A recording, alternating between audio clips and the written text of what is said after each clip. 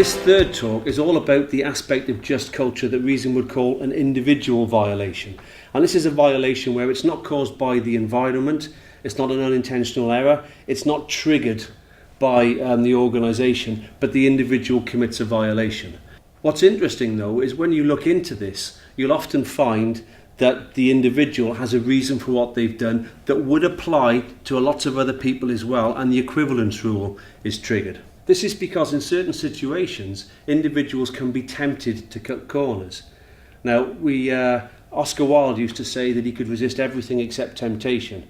More modern comedian Stephen Fry says, what I do with temptation is I yield to it straight away, it saves on the faffing around. Aristotle used to joke that humour is merely common sense speeded up, so if you find Stephen Fry amusing, you're understanding what he's getting at there. When we do live presentations and workshops, we often read out a list of bad behaviour at this point.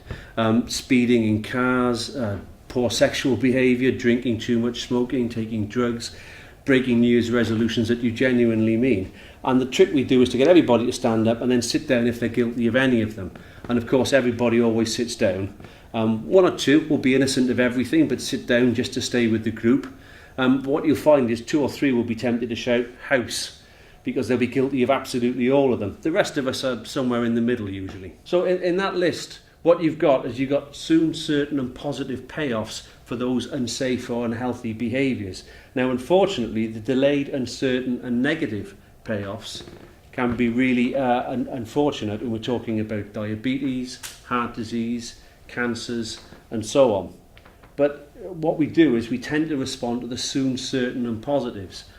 Why that's important in the world of safety is if the safe way is slow, inconvenient or uncomfortable in any way, individuals will be tempted to use their ingenuity, find a way around and take the shortcut, let the future take care of itself.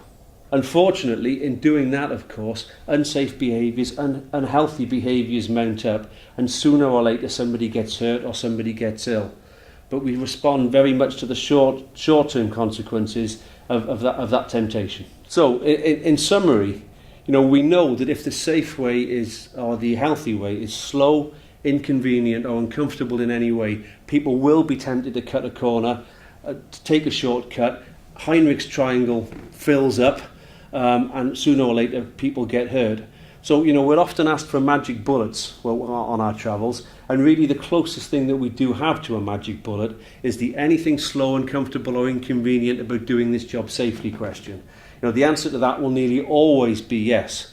So an even better question perhaps is, what is slow, inconvenient or uncomfortable about doing this job safely? 9 times out of 10 you'll get something constructive and useful from that conversation.